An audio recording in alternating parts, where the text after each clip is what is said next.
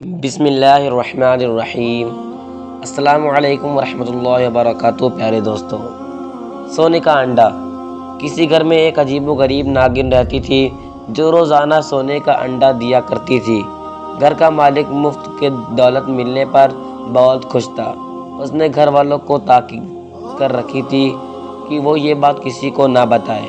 کئی ماہ تک یہ سلسلہ یوں ہی چلتا رہا۔ ایک دن ناگن نے ان کی بکری کو ڈس لیا اور دیکھتے ہی دیکھتے بکری مر گئی۔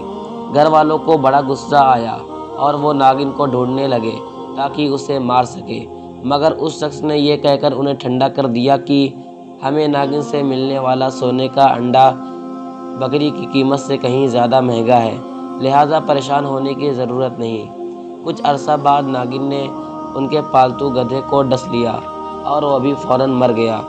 وہ لالچی شخص گھبرایا، مگر تھوڑی ہی دیر میں دوبارہ لالچ کے نشے میں آ گیا اور کہنے لگا، اس نے آج ہمارا دوسرا جانور مار ڈالا۔ خیر کوئی بات نہیں، اس نے کسی انسان کو تو نقصان نہیں پہنچایا۔ گھر والے چپ ہو رہے۔ اس کے بعد 2 سال تک ناگن نے کسی کو نہ ڈسا۔ گھر والے اپنے جانوروں کو بھول گئے۔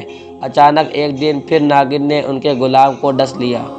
اس بیچارے نے مدد کے لیے اپنے مالک کو پکارا، مگر اس سے پہلے کہ مالک اس تک پہنچتا، زہر کی وجہ سے غلام مر گیا۔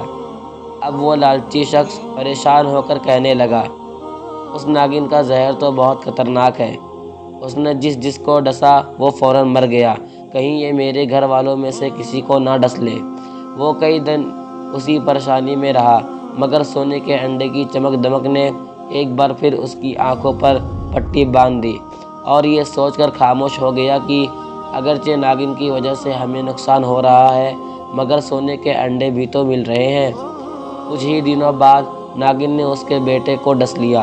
فوراً ڈاکٹر کے پاس بلایا گیا، لیکن وہ بھی کچھ نہ کر سکا اور اس کے بیٹے نے تڑپ تڑپ کر جان دے دی۔ جو ان کے بیٹے کی موت میاں بیوی پر بجلی بن کر گری اور وہ شخص غصے میں آ کر کہنے لگا، اب میں اس ناگن کو زندہ نہیں چھوڑوں گا، مگر ان کے ہاتھ نہ آئی۔ جب کافی عرصہ گزر گیا تو سونے کا انڈا نہ ملنے کی وجہ سے اس کی لالچی طبیعت میں بے چینی ہونے لگی۔ چنانچہ دونوں میاں بیوی ناگن کے بل کے پاس آئے، وہاں کی صفائی اور دھونی دیکھ کر خوشبو مہکائی، گویا ناگن کو صلح کا پیغام دیا۔ حیرت انگیز طور پر وہ واپس آ گئی اور انہیں پھر سے سونے کا انڈا ملنے لگا۔ مال و دولت کی حرص نے انہیں اندھا کر دیا اور وہ اپنے بیٹے اور غلام کی موت کو بھول گئے۔ ایک دن ناگن نے اس کی زوجہ کو سوتے میں ڈس لیا۔ تھوڑی ہی دیر میں اس نے بھی دم توڑ دیا۔ اب وہ لالچی شخص اکیلا ہو گیا تو اس نے ناگن والی بات اپنے بھائیوں اور دوستوں کو بتائی۔ سب نے مشورہ دیا، تم نے بہت بڑی غلطی کی، اب بھی وقت ہے، سنبھل جاؤ اور جتنی جلدی ہو سکے خطرناک ناگن کو مار ڈالو۔ اپنے گھر آ کر وہ شخص ناگن کو مارنے کے لیے موقع تاک کر بیٹھ گیا۔ اچانک اسے ناگن کے بل کے قریب ایک قیمتی موتی نظر آئی، جسے دیکھ کر اس کی لالچی طبیعت خوش ہو گئی۔ دولت کی ہوس نے اسے سب کچھ بھلا دیا۔ وہ اپنے سے کہنے لگا، وقت طبیعتوں کو بدل دیتا ہے، ہو سکتا ہے اس ناگن کی طبیعت بھی بدل گئی ہو کہ جس طرح یہ سونے کے انڈوں کی بجائے اب موتی دینے لگی ہے، اسی طرح اس کا زہر بھی ختم ہو گیا ہوگا، چنانچہ اب مجھے اس سے کوئی خطرہ نہیں۔ یہ سوچ کر اس نے ناگن کو مارنے کا ارادہ ختم کر دیا۔ روزانہ ایک قیمتی موتی ملنے پر وہ لالچی شخص بہت خوش رہنے لگا اور ناگن کی پرانی دھوکہ بازی کو بھول گیا۔ ایک دن اس نے سارا سونا اور موتی برتن میں ڈال اور اس پر سر رکھ کر سو گیا۔ اسی رات ناگن نے اسے بھی ڈس لیا۔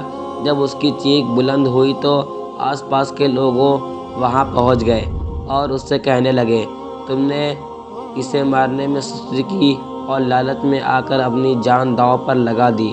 لالچی شخص شرم کے مارے کچھ نہ بول سکا۔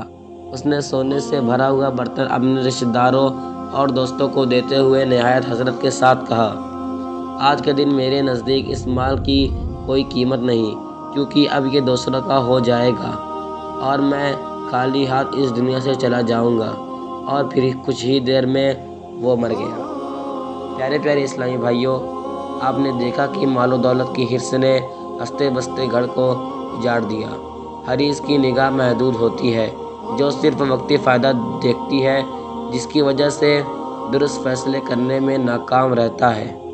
جیسا کہ اس حکایت میں لالچی شخص کی دولت کے نشے میں ایسا مدہوش کر دیا کہ بیٹے اور زوجہ کی موت بھی اسے ہوش میں نہ لا سکی، اور بالآخر خود بھی موت کے منہ میں جا پہنچا۔ دیکھے ہیں یہ دن اپنی ہی غفلت کے بدولت، سچ ہے کہ برے کام کا انجام برا ہوتا ہے۔